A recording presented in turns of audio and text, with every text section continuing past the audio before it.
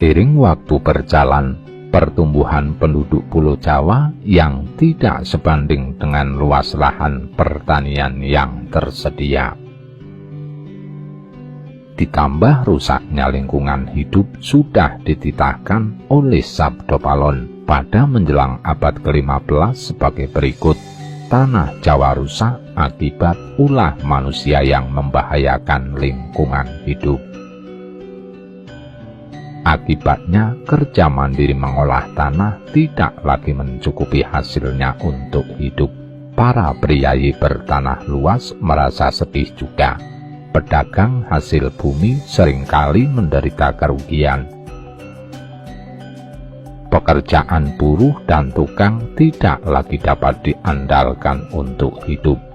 Petani tidak lagi mampu mencukupi kebutuhan hidup keluarganya. Semuanya itu terjadi akibat musnahnya hutan sumber penghidupan. Warna-warna kang bebaya angrusaken tanah Jawi, sagung tiang nambut karya, pamedal boten nyekapi, priyayi keh peranti. Sodakar tuna sadarum, wong klidik ora mingsra, wong tani ora nyukupi, pametune akeh sirna aning wana. Bagi kaum tani, nyawa kehidupan mereka berada di tanah yang tidak seberapa dapat mereka miliki secara turun-temurun maupun hasil keringat sendiri. Tanah ladang, tegalan, dan sawah menjadi tumpuan hidup dan pekerjaan utama sehari-hari mereka. Mereka mengolah dan menanaminya berbagai macam tumbuhan, buah, dan bahan makanan. Di masa silam, kehidupan rakyat di Jawa sehari-hari cukup makmur dengan penghidupan seperti itu. Akan tetapi, di masa modern ini, pola kehidupan agraris tersebut di atas tidak lagi dimungkinkan karena tingkat kesuburan tanah sudah jauh berbeda.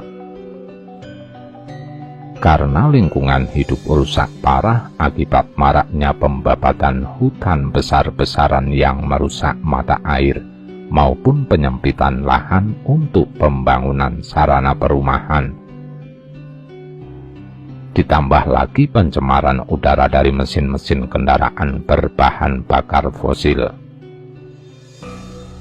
Jawa dan Nusantara selama berabad-abad yang silam merupakan negeri agraris dan sampai zaman modern ini belum berubah menjadi negeri industri modern, kecuali dalam menambang kekayaan alam berupa emas, minyak bumi, tembaga, uranium, timah, dan lain-lainnya. Itu pun dilakukan oleh maskapai asing seperti Freeport, Newmont, Caltech, Chrysler, Shell, dan seterusnya. Di samping itu juga dikelola oleh BUMN. Konon menurut hasil survei asing yang diam-diam dan mereka rahasiakan, di Borneo memang terdapat harta karun melimpah berupa bahan tambang yang belum dieksplorasi, antara lain emas, uranium, intan, minyak bumi, dan lain-lainnya. Sehingga wacana untuk memindahkan ibu kota Republik Indonesia ke Kalimantan yang dicetuskan oleh Bung Karno bukan tanpa alasan yang masuk akal. Bangsa Indonesia dapat mengeksplorasi sendiri secara berdikari dan mandiri dalam menggali harta karun Kalimantan tersebut untuk membuat rakyat Nusantara hidup gemah ripah loh jinawi, dan tidak sekalipun menyerahkan pengelolaan harta karun Kalimantan kepada pihak asing.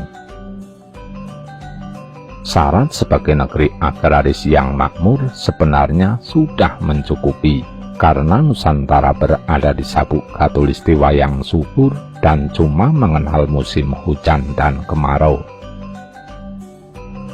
Segala tumbuhan tropis dapat hidup dan dikembangkan untuk memenuhi kebutuhan hidup bagi penduduknya, lingkungan hidup yang masih baik itu terjadi di masa silam